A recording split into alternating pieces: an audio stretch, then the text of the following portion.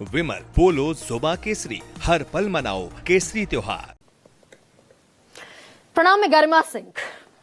सबसे बड़ा सवाल में आज बात होगी वंशवाद की, परिवारवाद की, और राजनीति के परिवारवाद की बात होगी। जो फैमिली ट्री दरअसल अमूमन आप भी देखते होंगे, हम भी देखते हैं, जो खूब फलता फूलता भी दिखाई देता है और सवाल भी उठता है। घोषित हैं कई पार्टियां तो बाकायदा जो परिवारवाद का खुलकर एजेंडा चलाती हैं। और क्योंकि बिहार चर्चाओं में है, सरकार आज ही बनी है, शपथ ग्रहण भव्य समारोह हुआ है शपथ ग्रहण का, तो बिहार से ही अगर शुरू करूं तो याद कीजिए लालू प्रसाद यादव को। वो एक परिवार है आरजेडी का। जब से आरजेडी बनी तब से सर्वे सर्वा है लालू प्रसाद यादव। जेल भी गए तो पत्नी राबड़ी देवी को मुख्यमंत्री बनाकर चले गए, अपनी जगह बैठाकर चले गए। बेटा नेता प्रतिपक्ष भी बनेगा, उप मुख्यमंत्री भी बनेगा और मुख्यमंत्री का चेहरा भी बनेगा तेजस्वी यादव। तेज प्रताप यादव भी विधायक रहेंगे, मंत्री भी रहेंगे, चुनाव भी लड़ेंगे। बेटी भी सांसद रहेगी मीसा भारती, दूसरी बेटी भी चुनाव लड़ेगी रोहिणी आचार्य। और इस चक्कर में इतना सिर फुटअव्वल होगा कि परिवार की सारी कलह, सारी महाभारत सार्वजनिक हो जाएगी। ये परिवार है। दूसरा परिवार उत्तर प्रदेश की तरफ नजर दौड़ाइए तो मुलायम सिंह यादव का है। भाई उनका की जो सरपरस्ती है वो अखिलेश यादव को मिलेगी। पत्नी डिंपल यादव चुनाव लड़ती दिखाई देंगी उनकी कॉन्स्टिट्यूएंसी से। जितने यादवों को टिकट देंगे सब परिवार के होंगे, तो अखिलेश यादव भी, डिंपल यादव भी, धर्मेंद्र यादव भी, तेज प्रताप यादव भी, सब दरअसल वहां भी खुला खेल फर्रुखाबादी चलता है। कांग्रेस पर आइए, जिसे देश के प्रधानमंत्री खुलकर कहते हैं कि नामदार है और खुलकर कहते हैं कि भाई एक ही प्रोडक्ट को लॉन्च करने के चक्कर में ताला लग गया। 19 साल सोनिया गांधी राष्ट्रीय अध्यक्ष रही और जितने भी, कितनी पुरानी पार्टी, 1885 की पैदाइश है कांग्रेस की, तब से लेकर आज तक नेहरू परिवार के, गांधी परिवार के हाथ में ही रहा दरअसल अध्यक्ष का दारोमदार भी, अध्यक्ष का पद भी। ये भी सवाल उठता है कि भाई सोनिया गांधी राज्यसभा से सांसद है, प्रियंका गांधी वायनाड से, राहुल गांधी ने सीट खाली की तो बहन को पकड़ा दी। सोनिया गांधी ने रायबरेली की सीट खाली की तो राहुल गांधी को पकड़ा दी कि भाई अब मेरा बेटा संभालेगा। इसी पर प्रधानमंत्री नरेंद्र मोदी बोलते हैं और तीखा बोलते हैं और कटाक्ष करते हैं और जमकर प्रहार करते हैं और हमला भी करते हैं। और किस किस तरीके के शब्दों का इस्तेमाल होता है मैंने अभी बताया। यह संसद के भीतर कहा देश के प्रधानमंत्री ने कि एक ही प्रोडक्ट को बार बार लॉन्च करने के चक्कर में कांग्रेस की दुकान पर ताला लगने की नौबत आ गई है। और यह सिर्फ परिवारवाद की वजह से हो रहा है। कांग्रेस एक परिवार में उलझ कर रह गई है और ये अगले 30 वर्षों तक भी विपक्ष में बैठेंगे क्योंकि परिवारवाद में उलझे। यह संसद के भीतर कहा। और भाजपा की संसदीय दल की मीटिंग में प्रधानमंत्री ने सारे सांसदों को अपने ताकीद की थी कि मेरा मानना है वंशवाद लोकतंत्र के लिए खतरा है। अगर आपके बच्चों को टिकट नहीं मिला, अगर उनके टिकट कट गए तो वजह मैं हूं, क्योंकि मेरी नजर में यह बिल्कुल नहीं हो सकता कि हम नहीं तो हमारा बेटा बेटी, ये नहीं होने देंगे, बिल्कुल नहीं होना चाहिए। वंशवाद लोकतंत्र के लिए खतरा है और हम पारिवारिक राजनीति की इजाजत नहीं देंगे। अपने यहां तो देंगे ही नहीं, जो दूसरी पार्टियां वंशवाद करती हैं उनके खिलाफ भी दम ठोक कर खड़े हो जाएंगे, खूंटा गाड़ देंगे, नहीं हो सकती। और देश के प्रधानमंत्री, भाई विश्व की सबसे बड़ी पार्टी बीजेपी को कहा जाता है, उसका सबसे बड़ा चेहरा है प्रधानमंत्री, फेस वैल्यू है उनकी।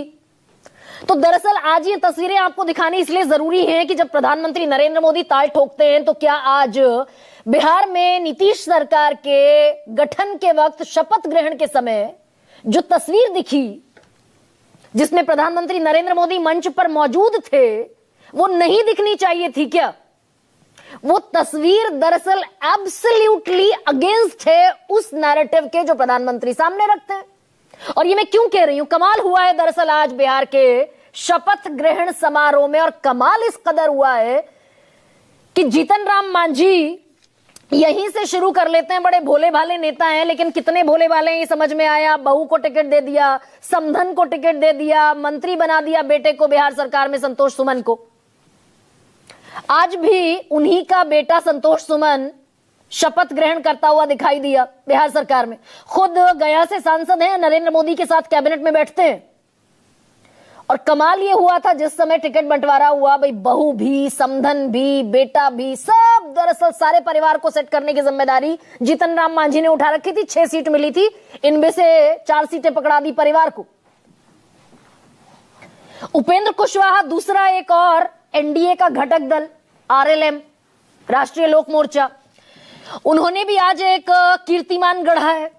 उन्होंने भी दरअसल स्वर्ण अक्षरों में अपना नाम अंकित कर लिया देश की राजनीति में। और क्या हुआ, याद होगा आपको वो तस्वीर जब एनडीए में सीटें मिली थी उनको लड़ने के लिए 6, और अपनी ही पत्नी को अपनी पार्टी का खुद टिकट देते हुए दिखाई दिए थे उपेंद्र कुशवाहा। स्नेहलता का ये रोहतास के सासाराम से, तो वो तो विधायक बन गई, जीत गई। अब उम्मीद ये थी कि भाई पत्नी को विधायक बना दिया, पत्नी मंत्री पद की शपथ ले लेंगी। लेकिन आज ये हुआ कि अचानक ये जो सज्जन आपको दिख रहे हैं, ये बेटे हैं उपेंद्र कुशवाहा के, और ये खुद कह रहे हैं दीपक प्रकाश कि इन्हें कुछ घंटे पहले तक नहीं पता था कि ये मंत्री पद की शपथ लेंगे। चुनाव नहीं लड़ा दीपक प्रकाश ने, राजनीति में अब से पहले कोई एक्सपीरियंस नहीं है, बगैर चुनाव लड़े, बगैर राजनीति में ऑफिशियली आमद किए हुए आज मंत्री पद की शपथ लेते दिखाई दिए दीपक प्रकाश। ये भी कमाल हो रहा है बिहार में। और उपेंद्र कुशवाहा खुद राज्यसभा भेजे गए थे, क्योंकि काराकाट से हार गए थे लोकसभा का चुनाव, तो खुद तो अपनी सीट सेट है राज्यसभा में। पत्नी बन गई है विधायक और बेटा बन गया बिहार सरकार में मंत्री। अब ये दरअसल स्वर्णाक्षरों में सारी चीजें लिखी जा रही हैं। चिराग पासवान लोकसभा चुनाव में 5 सीटें लड़ी थी चिराग पासवान की पार्टी ने, एलजेपी आर ने। एक टिकट तो खुद को दे दिया चिराग पासवान ने, जमुई से नहीं, कहीं और से शायद लड़े थे, 1 सेकंड। और अपने जीजा को रामविलास पासवान के दामाद अरुण भारती को टिकट पकड़ा दिया, एक ये टिकट हो गया परिवार का। शांभवी चौधरी जो जेडीयू सरकार में मंत्री अशोक चौधरी उनकी बेटी है, उनको टिकट दे दिया, वो भी विधायक सांसद बन गई शांभवी चौधरी। तो 5 में से 3 टिकट अपने ही घर में बांट दिए चिराग पासवान ने। ये भी कमाल हो रहा है। और ये पूरा जो गणित है, इसमें बीजेपी के जीत कर आए हैं परिवारवाद से 11 विधायक, जेडीयू के 11, एलजेपीआर का 1, हम के 3, आरएलएम के 2, और मंत्री बनते दिखाई दिए आज बीजेपी के 11 में से 4 लोग मंत्री भी बनते दिखाई दिए। भाई तेजस्वी यादव और राहुल गांधी तो नामदार हैं। हाँ, वो रामविलास पासवान की सीट थी हाजीपुर, जहां से चिराग पासवान लड़े थे। जमुई से दिया था अरुण भारती को टिकट, जीजा हैं जो उनके। और ये मैं 2024 की बात बता रही हूं आपको। अब ऐसे में दरअसल बीजेपी पर अगर नजर दौड़ा लें, मैंने जिस बात को कहा कि राहुल गांधी भी नामदार हैं, भाई कौन इससे डिनाई करेगा, नामदार है नामदार, चांदी की चम्मच लेकर पैदा हुए हैं। लेकिन फिर सम्राट चौधरी क्या है भाई? 7 बार के विधायक हैं सम्राट चौधरी के पिताजी शकुनी चौधरी, 1 बार के लोकसभा सांसद हैं, हर सरकार में मंत्री रह चुके हैं। तो सम्राट चौधरी के पिताजी, जिनके यहां सम्राट चौधरी जन्म लिए, वो नामदार नहीं है। श्रेयसी सिंह एक और मंत्री आज शपथ लेती दिखाई दी, जमुई से विधायक बनी है, पूर्व केंद्रीय मंत्री दिग्विजय सिंह की बेटी हैं। नितिन नवीन ने शपथ ली है, बांकीपुर से विधायक बने हैं, पूर्व विधायक, बीजेपी के पूर्व विधायक नवीन सिन्हा के बेटे हैं।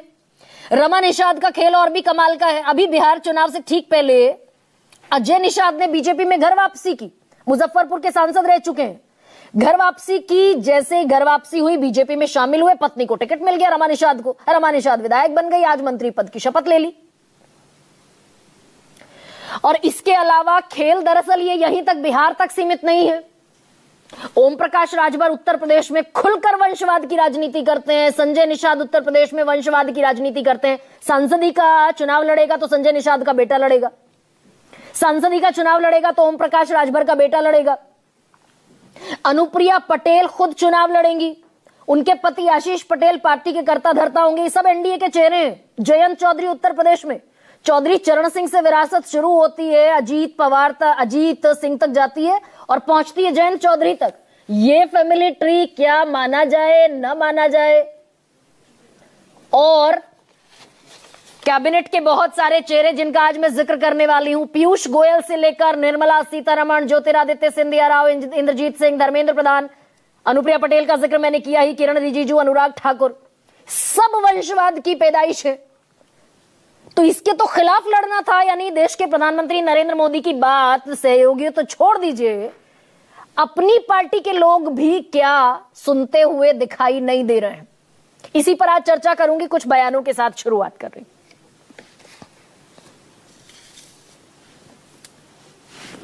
चला दीजिए भाई। अब देखिए, उन लोगों को बोलना काम है। जहाँ तक मेरा सवाल है तो मैं तो चौथी बार शपथ लिया हूँ और मैं पूरी मेहनत से पार्टी का काम कर रहा हूँ। और विपक्ष को सिर्फ बहानेबाजी नहीं करना चाहिए, झूठ बात नहीं करना चाहिए, काम करें, हार से सबक लेना चाहिए। दीपक प्रकाश में काबिलियत है, योग्यता है, कंप्यूटर साइंस से पढ़ाई की उसने और लाखों रुपया का जॉब छोड़ करके समाज सेवा में आया है। तो दोनों में बहुत डिफरेंस है, तो इस आधार पर लोगों को आकलन करना चाहिए। लाखों रुपए की जॉब छोड़कर समाज सेवा में आया, कंप्यूटर साइंस से ग्रेजुएट है, पढ़ा लिखा है, समाज सेवा में आना चाहिए। उपेंद्र कुशवाहा कह रहे हैं भाई चुनाव लड़ा देते कम से कम दीपक प्रकाश को, इतना तो कर दिए होते। अब ऐसे में आज का सबसे बड़ा सवाल आपके सामने, बिहार में मांझी, चिराग, कुशवाहा परिवार के आगे लोकतंत्र स्वाहा। और दूसरा सबसे बड़ा सवाल, लोकतंत्र के खिवैया, भाई सब लोकतंत्र मिलकर चला रहे हैं नाव, लोकतंत्र के खिवैया सबसे बड़ा बेटवा है भैया। और मेरे साथ जो पैनलिस्ट साथ जुड़ रहे हैं, परिचय कराती हूं, शानदार पैनलिस्ट हैं सब। बीजेपी के बड़े लर्नेड प्रवक्ता मेरे साथ हैं गुरु प्रकाश पासवान, मैं उनके परिचय में कहती हूं पटना यूनिवर्सिटी में पढ़ाते हैं, लॉ पढ़ाते हैं, असिस्टेंट प्रोफेसर हैं। मेरे साथ जुड़ रहे हैं डॉक्टर अजय उपाध्याय, आज स्टूडियो में है, कांग्रेस के प्रवक्ता। मेरे साथ है वाजपेयी भी हैं, प्रवक्ता हैं एलजेपी-आर के, चिराग पासवान की पार्टी के सुप्रीम कोर्ट में एडवोकेट हैं, मुख्य प्रवक्ता भी हैं अपनी पार्टी के। उत्पल वल्लभ है मेरे साथ जुड़ रहे हैं, प्रवक्ता आरजेडी। मेरे साथ फजल इमाम मलिक साहब भी हैं, राष्ट्रीय महासचिव हैं, दिखाई दे रहे हैं क्या स्क्रीन पर, दिख रहे हैं? अच्छा, फजल इमाम अभी नहीं है, फजल इमाम मलिक मेरे साथ जुड़ेंगे, राष्ट्रीय महासचिव हम पार्टी के, जीतन राम मांझी की पार्टी के। और देश के वरिष्ठ पत्रकार आशुतोष भी इस चर्चा का हिस्सा बनेंगे।